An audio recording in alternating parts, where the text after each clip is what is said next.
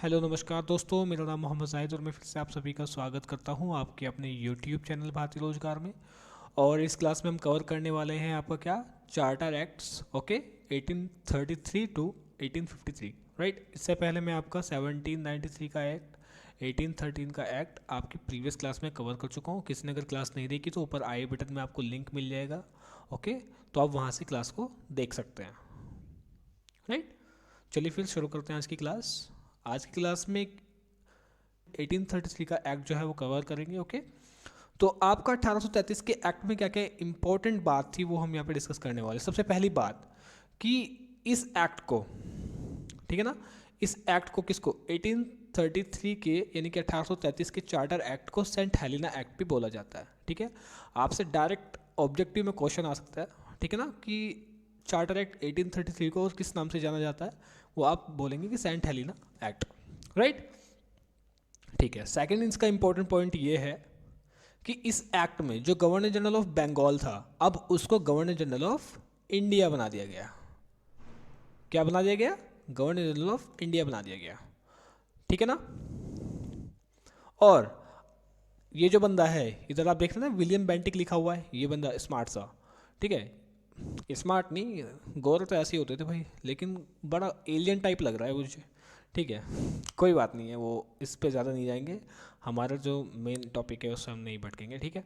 तो ये जो आपका विलियम बेंटिक बंदा है, ये था आपका क्या, उस जिस टाइम पे ये एक्ट आया, कौन सा, 1833 का जो एक्ट आया, उस टाइम पे गवर्नर जनरल कौन था, गवर्नर जनरल ऑफ बंगाल, वो था आपका कौन, विलियम बेंटिक। अब जब ये एक्ट आया तो इस एक्ट में ये बात लिखी थी कि अब गवर्नर जनरल ऑफ बंगाल को गवर्नर जनरल ऑफ इंडिया कहा जाने लगेगा, ठीक है ना, वो बना दिया जाएगा।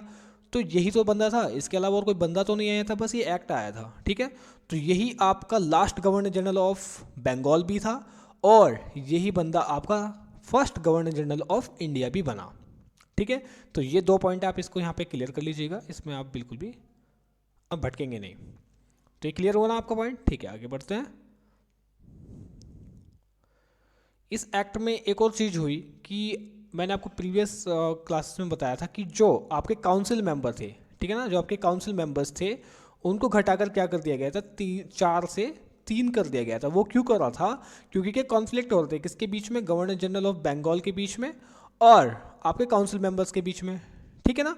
वो जो आपका गवर्नर जनरल ऑफ बंगाल था, वो अपनी कोई भी पॉलिसी बनाते थे, कोई भी अपना लॉ बनाते थे, ठीक है, वो इसको इम्प्लीमेंट नहीं कर पाते थे, ठीक है ना, क्योंकि वोट्स बराबर बराबर नहीं मिलती थी, क्योंकि वो 4 थे, कौन, काउंसिल मेंबर आपके कितने थे, 4 थे, और वो अकेला बंदा, उसके सपोर्ट में एक आता था, लेकिन वो 3 वो होते थे तो वो जीत जाते थे, ठीक है ना। तो वो क्या कर दिया गया था, फिर उसको इक्वल करने के लिए संख्या जो है घटा दी थी, ठीक है ना। और एक कास्टिंग वोट की जो वैल्यू थी वो भी दे दी गई थी, किसको, गवर्नर जनरल ऑफ बंगाल को, ठीक है। मैं कलर चेंज कर लेता हूँ, कोई इशू नहीं है, ओके। लेकिन इस बार क्या किया गया, एक मेंबर और फिर से बढ़ा दिया गया, यानी कि अब टोटल मेंबर कितने हो गए, 4 हो गए फिर से, ओके। इस एक्ट के थ्रू 1833 के, सॉरी मैं खींच दी, ठीक है ना। जो आपका 1833 का जो एक्ट आया, इसमें फिर से जो काउंसिल मेंबर थे उनको क्या कर दिया गया, 4 कर दिया गया, ओके। और ये जो नया मेंबर आया इस बार, इसमें इसको क्या कहा जाने लगा, इसको लॉ मेंबर बोलते थे, क्या, लॉ मेंबर। और फर्स्ट जो आपका लॉ मेंबर आया था इंडिया में, वो कौन आया था, ये था, इसका नाम था लॉर्ड मैकुले। इसका पूरा नाम है Thomas Babington Lord Macaulay, okay, Thomas Babington Lord Macaulay. लेकिन आपको सिर्फ लॉर्ड मैकुले याद रखना है, लॉर्ड भी छोड़िएगा, आप सिर्फ मैकुले याद रखो, ओके। तो मैकुले आपका क्या था, फर्स्ट लॉ मेंबर था, ओके। इसको किस लिए भेजा गया था, इसका काम था, इसलिए भेजा गया था इसको कि ये ना, जो आपका लीगल इशू था, लीगल इशू से रिलेटेड जितने भी मैटर्स होंगे, उनके ऊपर किसको, गवर्नर जनरल ऑफ इंडिया को अब राय देगा, ठीक है। जो गवर्नर जनरल ऑफ इंडिया होगा, उसको जितने भी लीगल इशू रहेंगे, ठीक है, उनके ऊपर ये क्या करेगा, उसको गाइड करेगा, राइट। समझ में आई बात, ठीक है, आगे चलते हैं। और ये जो आपके देखिए, अब कितने मेंबर हो गए, 4 हो गए ना, 3 + 1। तो ये जो मेंबर हैं, ये किसके अधीन चलेंगे, ये जाहिर सी बात है गवर्नर जनरल ऑफ इंडिया के अधीन चलेंगे, ठीक है ना। और ये जो बिल्कुल इसको गाइड करने के लिए आया है, राइट। तो अब अभी जो पावर है किसकी, लेजिस्लेटिव और आपकी एग्जीक्यूटिव, यानी कि कानून बनाने की और कानून इंप्लीमेंट करने की, दोनों पावर अभी भी इनके हाथ में ही है, किसके, गवर्नर जनरल ऑफ इंडिया के। ठीक है ना। तो ये जो तीनों चारों मेंबर थे क्या, यही मिलकर के क्या बनाते थे, किसके, गवर्नर जनरल ऑफ इंडिया के अकॉर्डिंगली कानून बनाते भी थे और उसको एग्जीक्यूट भी करते थे। राइट। यानी कि अभी एग्जीक्यूटिव और लेजिस्लेटिव पावर किसके हाथ में है, गवर्नर जनरल ऑफ इंडिया के हाथ में ही है। ओके।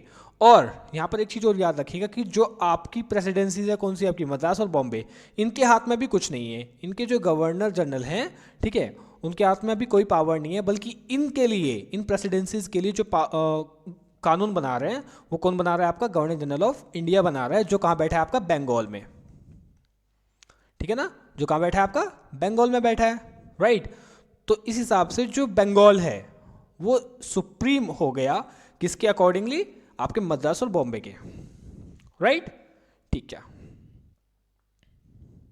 और ये दोनों किसके, ये दोनों किसके, बंगाल के अब सबऑर्डिनेट हो गए, यानी कि जो कानून बनेगा वो इनके ऊपर भी लागू होगा, किसके, बॉम्बे के लिए भी और आपके मद्रास के लिए भी। ठीक है ना। इन दोनों के ऊपर भी लागू होगा। कानून कौन बनाएगा, आपका गवर्नर जनरल ऑफ इंडिया बनाएगा। कहाँ बैठा है, बंगाल में बैठा है। ओके। चलिए, इस एक्ट की सबसे इम्पोर्टेंट जो बात मुझे लगी वो ये थी, मुझे क्या वो इम्पोर्टेंट ही है कि जो मोनोपोली बची थी किसके पास में, ईस्ट इंडिया कंपनी के पास में जो मोनोपोली भी बची थी, क्या, एक तो बची थी क्या, टी की, यानी कि चाय का बिजनेस वो अभी इंडिया के साथ में कर सकती थी। ठीक है ना। ओनली चाय का बिजनेस वो अभी और कोई नहीं कर पा रहा था। राइट। और एक ट्रेड विद चाइना, यानी कि चाइना के साथ में जो ट्रेड करती थी वो ख़त्म कर दी गई पूरी तरीके से, और जो टी वाली थी, ये दोनों की दोनों चीज़ें अबॉलिश कर दी गई इस 1833 के एक्ट में। राइट। यानी कि ईस्ट इंडिया कंपनी के हाथ में कुछ नहीं है, वो भी नॉर्मल कंपनीज की तरह ही यहाँ पे काम करेगी, जैसे कि और कंपनीज आके ब्रिटिश से कहाँ आ रही है, इंडिया के अंदर आ रही हैं और अपना काम कर रही हैं। राइट। चलिए, अगला जो पॉइंट है इसमें वो ये है कि इसमें जो सिविल सर्विसेज है वो इंडियंस के लिए भी अलाउ कर दिया गया।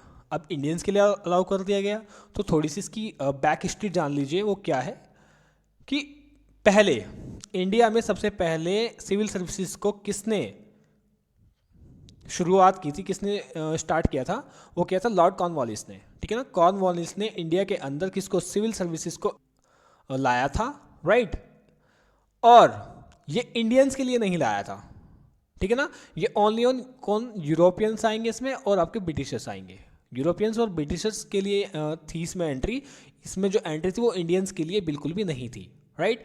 तो इंडिया में किसको, सिविल सर्विसेज को कौन लेकर आया था, आपका लॉर्ड कॉर्नवालिस लेकर आया था। तो इसीलिए इसको क्या बोला जाता है, फादर ऑफ सिविल सर्विसेज भी बोला जाता है, क्योंकि इसी ने स्टार्ट किया था। ठीक है ना। लेकिन ये इंडियंस के लिए नहीं था, और उस टाइम पर भी ये क्या, विदाउट एग्जाम, विदाउट आपका एग्जाम, यानी कि जो यूरोपियंस से और ब्रिटिशर्स से वो आपके डायरेक्टली यहाँ पे भर्ती किए जाएंगे बिना एग्जाम के। ठीक है ना। इंडियंस के लिए भी यहाँ कोई जगह नहीं है।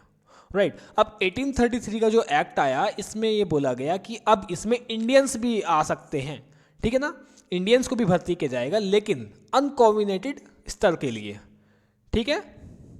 देखिए, जो सिविल सर्विसेज थी उसको दो तरीके से क्लासिफाई किया गया था। एक तो कॉम्बिनेटेड, ठीक है ना, हायर क्लास के लिए, यानी कि हायर रैंक के लिए। ओके। और एक थी आपकी अनकॉम्बिनेटेड, यानी कि लोअर पोस्ट के लिए। ठीक है ना। ये हाई पोस्ट के लिए होगी और ये आपकी लोअर पोस्ट के लिए थी। तो इंडियंस को कहाँ अलाउ किया, अभी कहाँ अलाउ किया गया, वो अलाउ किया गया अभी अनकॉम्बिनेटेड पोस्ट के लिए, यानी कि छोटी पोस्ट के लिए अलाउ किया गया। कॉम्बिनेटेड पोस्ट के लिए अभी भी कौन, आपके यूरोपियंस और ब्रिटिशर्स ही हैं। और अभी भी यहाँ पे क्या एग्जाम नहीं है, एग्जाम अभी भी यहाँ पे नहीं है, ये याद रखना। ठीक है ना। विदाउट एग्जाम आ रहे हैं लोग। 1833 के एक्ट में इंडियंस को अलाउ किया गया था, लेकिन अनकॉम्बिनेटेड पोस्ट के लिए और आपके विदाउट एग्जाम। अभी भी यहाँ पे एग्जाम नहीं रखा गया किसमें, सिविल सर्विसेज में। राइट। आगे चले। ठीक है। एक पॉइंट और इसमें, जो दीवानी कोर्ट्स बनाए गए थे किसके द्वारा, आपके कॉर्नवालिस के द्वारा छोटे छोटे दीवानी कोर्ट्स बनाए गए थे। किसके लिए, वो इनके यूरोपियंस के लिए बनाया गया था। ठीक है ना। यूरोपियंस के लिए बनाए गए थे, क्या छोटे छोटे कोर्ट्स बनाए गए थे। राइट। उनके केसेस को सॉल्व करने के लिए। तो जितने भी कोर्ट्स बनाए गए थे, 4 कोर्ट्स बनाए गए थे किसके द्वारा, आपके कॉर्नवालिस के द्वारा। एक तो आपका ढाका, पटना, कालकाटा और मुर्शिदाबाद, ठीक है ना। ये 4 कोर्ट्स बनाए गए थे, चारों को क्या कर दिया गया, अबॉलिश कर दिया गया, इनको खारिज कर दिया गया। अब इनकी कोई नीड नहीं है, ये भी अब यहाँ पे बंद हो गए। ओके, तो ये सारे पॉइंट्स थे किसके अबाउट में, ये सारे पॉइंट्स आपके 1833 के चार्टर एक्ट के अबाउट में थी, राइट। अब समझते हैं हम किसके अबाउट में, 1853 का चार्टर एक्ट। इसके बीच में एक चीज और आती है, वो मैं आपको इस क्लास में नहीं बल्कि उसके लिए एक सेपरेट क्लास ले लूंगा, वो होती है आपकी क्या, मैक्यूले मिनट, ठीक है ना। वो उस क्लास का नाम है आपका मैक्यूले मिनट, और वो क्लास काफ़ी इंपॉर्टेंट रहेगी, ठीक है ना। ओके, इन दोनों के अलावा इसमें एक और पॉइंट है, वो मैं इसके लिए अलग से एक क्लास ले लूँगा, छोटी सी क्लास, उसका नाम रहेगा आपका मैक्यूले मिनट। आपने बहुत बार नाम सुना होगा, ठीक है, बहुत ही इंपॉर्टेंट भी है, वो आप समझ लेंगे अलग से, उसके लिए सेपरेट हम लेक्चर ले लेंगे, ठीक है। अभी हम समझते हैं क्या, आपका 1853 का चार्टर एक्ट, राइट। 1853 का चार्टर एक्ट देख लेते हैं। अभी हमने देख लिया क्या कि आपका 1833 का चार्टर एक्ट देखा, ओके, उसके सारे पॉइंट हमने क्लियर कर लिए हैं। और नाउ अब डिस्कस करते हैं क्या हम 1853 का चार्टर एक्ट। इसमें क्या क्या खासियत थी, वो ये था कि जो आपके चार्टर एक्ट से वो कितने कितने साल के लिए आ रहे थे, आपके 20 ईयर्स के गैप में आ रहे थे, राइट। तो जो कंपनीज थी जो इंडिया में काम कर रही थी, जो अलग अलग कंपनीज आई हुई थी, उनको क्या था कि एक आश्वासन था कि हमें 20 साल के लिए ये मोनोपोली मिली हुई है, अब हम यहाँ पे 20 साल के लिए काम करेंगे। और 20 साल बाद वो क्या करते थे, उसको किसको, चार्टर एक्ट को अपना दोबारा से रिन्यूअल करा लेते थे, ठीक है ना, 20 साल के लिए। तो उनको 20 साल के लिए फिर से काम करना मिल जाता था। लेकिन अब क्या हुआ, 1853 के चार्टर एक्ट के दौरान ये बोला गया कि अब ये जो 20 साल वाली प्रक्रिया है ना, ये अब आपकी समाप्त कर दी जा रही है, और इसके अलावा आपको अब जो काम करना होगा वो अब एक स्पेसिफाइड टाइम पीरियड रहेगा। मतलब कि इसमें कोई भी आपको स्पेसिफाई नहीं किया गया कि अब आपको 20 साल के लिए मिलेगा या फिर 10 साल के लिए मिलेगा। ये टाइम पीरियड अब उन्होंने अपने पास में रख लिया कि अगर हमें आपका काम अच्छा नहीं लगेगा या फिर हमें कुछ ऐसी चीज़ें दिखाई देंगी जो आपकी ठीक नहीं होगी, तो आपको दोबारा से वापस बुला लिया जाएगा, ठीक है ना। आपके पास में अब कोई मोनोपोली नहीं है, राइट। ये बोला गया किसमें, आपका 1853 के चार्टर एक्ट में, ओके। तो अब यहाँ क्या हो रहा है, अल्टीमेटली जो पार्लियामेंट है, कौन, ब्रिटिश पार्लियामेंट जो है, वो सारी की सारी पावर अपने हाथों में लेने की कोशिश कर रही है। कोशिश क्या, उन्होंने ले ही ली सारी की सारी पावर, क्योंकि अब 20 साल का जो उनको मिलता था, क्या चार्टर मिलता था, वो भी खत्म कर दिया इन्होंने, ठीक है। और इसके अलावा उन्होंने क्या बोला कि अपनी मर्जी से अब हम बताएंगे आपको कि कौन यहाँ पे काम ठीक कर रहा है, कौन नहीं। तो अब यहाँ पे कंपनी का, जो आपकी यहाँ पे कंपनीज काम कर रही थी, उनका अब यहाँ पे कुछ नहीं रहा, टोटल मिलाकर के वो बिल्कुल यहाँ पे समाप्त हो गए। अब यहाँ पे रूल किसका हो गया, टोटली हो गया पार्लियामेंट का, ब्रिटिश पार्लियामेंट का, ब्रिटिश गवर्नमेंट का, राइट। ये बात समझ में है आपकी, पॉइंट क्लियर हुआ, आगे चलते हैं।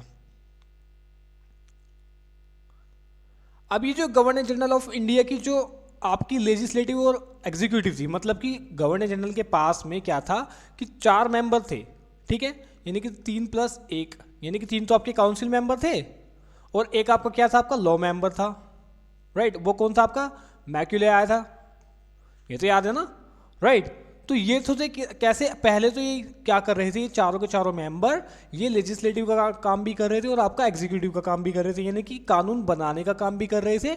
लेजिस्लेटिव का मतलब होता है कानून बनाना और एग्जीक्यूटिव का मतलब होता है उसको इम्प्लीमेंट करना, राइट। तो ये उसको एग्जीक्यूट भी कर रहे थे। बट इस 1853 के एक्ट के बाद में ये बोल दिया गया कि जो लेजिस्लेटिव का काम है, ठीक है, जो कानून बनाने का काम है, उसके लिए हम आपको 6 एक्स्ट्रा मेंबर प्रोवाइड कर रहे हैं अब, ठीक है। तो अब क्या हुआ कि ब्रिटिश गवर्नमेंट ने बोला कि अब हम आपको लेजिस्लेटिव के लिए 6 अलग से मेंबर प्रोवाइड कर रहे हैं, ठीक है। जो 4 मेंबर आपके पास में है ऑलरेडी, उसका काम रहेगा अब क्या, सिर्फ एग्जीक्यूटिव का, ठीक है। वो सिर्फ कानून को यहाँ पे इंप्लीमेंट करने का काम करेंगे, ठीक है, ये वही वाला काम देखेंगे। और लेजिस्लेटिव का काम कौन करेगा, अब ये 6 मेंबर करेंगे। और इन 6 मेंबर्स में से भी, ठीक है, इन 6 मेंबर में से भी जो 4 मेंबर होंगे आपके, वो आपके लोकल गवर्नमेंट से थे। अब लोकल गवर्नमेंट से मतलब है मेरा कि जो आपकी लोकल प्रेसिडेंसीज थी, जैसे कि बॉम्बे, मद्रास, आगरा, बंगाल, ओके, ये आपकी मतलब कि इंडिया की जो गवर्नमेंट थी, जो इंडिया में काम कर रही थी, ये वहाँ से चुन करके आएंगे। और 2 मेंबर आएंगे आपके कहाँ से, ब्रिटिश पार्लियामेंट से चुन करके। ठीक है, 2 मेंबर आपके ब्रिटिश पार्लियामेंट से चुन करके आएंगे, सेलेक्ट होकर के आएंगे। ओके, और 4 मेंबर आपके कहाँ से रहेंगे, आपके लोकल गवर्नमेंट से रहेंगे। तो आपको ये पॉइंट ध्यान रखना है कि ये जो अब लेजिस्लेटिव है, ठीक है ना, ये जो अब छोटी सी आपको लेजिस्लेटिव अलग से दिखाई दे रही है, जिसमें 6 मेंबर अलग से आए हैं, इसी को क्या बोला जाता था, आपका मिनी पार्लियामेंट। ठीक है ना, इसी को मिनी पार्लियामेंट बोला जाता है। ठीक है, ये जो अलग से लेजिस्लेटिव में मेंबर्स वगैरह जोड़ दिए गए, तो इसी को अब क्या बोला जाता है, बोला गया था उस टाइम पे क्या, मिनी पार्लियामेंट। कि अगर आपके सामने क्वेश्चन आता है कि सबसे पहले पार्लियामेंट्री सिस्टम आपका कहाँ देखने को मिलेगा, कब देखने को मिला, तो आप बोल सकते हैं कि 1853 के चार्टर एक्ट के दौरान हमें क्या देखने को मिलता है, आपका मिनी पार्लियामेंट का सिस्टम देखने को मिलता है। ठीक है, पॉइंट क्लियर हुआ, आगे चलते हैं। इसमें अगला पॉइंट ये था 1853 में, अगला पॉइंट ये था आपका कि जो सिविल सर्विसेज के एग्जाम थे, जो सिविल सर्विसेज के आपके एग्जाम थे, वो कर दिए गए क्या, सॉरी, जो सिविल सर्विसेज की पोस्ट थी, ठीक है, जो सिविल सर्वेंट की पोस्ट थी, उसके लिए अब एग्जाम कर दिया गया, एग्जाम अलाउ कर दिया गया कि अब कोई भी हो, चाहे वो कोऑर्डिनेटेड पोस्ट के लिए हो, यानी कि हायर पोस्ट के लिए हो, ठीक है, चाहे वो अनकोऑर्डिनेटेड के लिए हो, यानी कि लोअर पोस्ट के लिए हो, तो अब सिविल सर्विसेज के लिए एग्जाम होगा, और उस एग्जाम को कंडक्ट करने के बाद में, क्लियर करने के बाद में, आप क्या बन पाएंगे, यहाँ पे सिविल सर्वेंट बन पाएंगे। ठीक है, तो ये पॉइंट भी किसमें बोल दिया गया आपका, 1853 के चार्टर एक्ट में। गाइस, इसी में यहाँ से ना आपकी 2 चीज रह जाती हैं, वो एक तो क्या, मैक्यूले मिनट, ओके, एक आपका वुड डिस्पैच। ये दोनों चीज मैं आपको इसलिए बाद में पढ़ाने वाला हूँ, इसके लिए एक सेपरेट लेक्चर लेने वाला हूँ, क्योंकि ये दोनों चीजें एक दूसरे से कोरिलेटेड है। ठीक है ना, दोनों की दोनों आपकी किससे, एजुकेशन से रिलेटेड है, तो आपको ये ज्यादा अच्छे से समझ में आएंगी। ओके, तो अभी के लिए जो आपके 2 चार्टर रह रहे थे, कौन कौन से आपके, 1833 और एक आपका 1853, राइट, ये दोनों आपके कवर हो चुके हैं। आई होप कि आपको यहाँ तक के समझ में आया होगा थोड़ा थोड़ा, और अगर समझ में आया तो प्लीज़ आप हमें कमेंट कर सकते हैं या फिर लाइक कर सकते हैं वीडियो को, राइट, सब्सक्राइब कर सकते हैं हमारे चैनल अगर आप नए हैं, अदरवाइज हमारे साथ ऐसे ही बने रहिएगा, राइट। अगर आपको कहीं कमी भी लगती है तो आप हमें क्या कर सकते हैं, कमेंट कर सकते हैं, तो हमें उस कमी को अपनी सुधारने का मौका मिलेगा, हम उसमें क्या करेंगे, अपने आप को सुधारेंगे, right. Well, thank you so much for being with us, thanks a lot.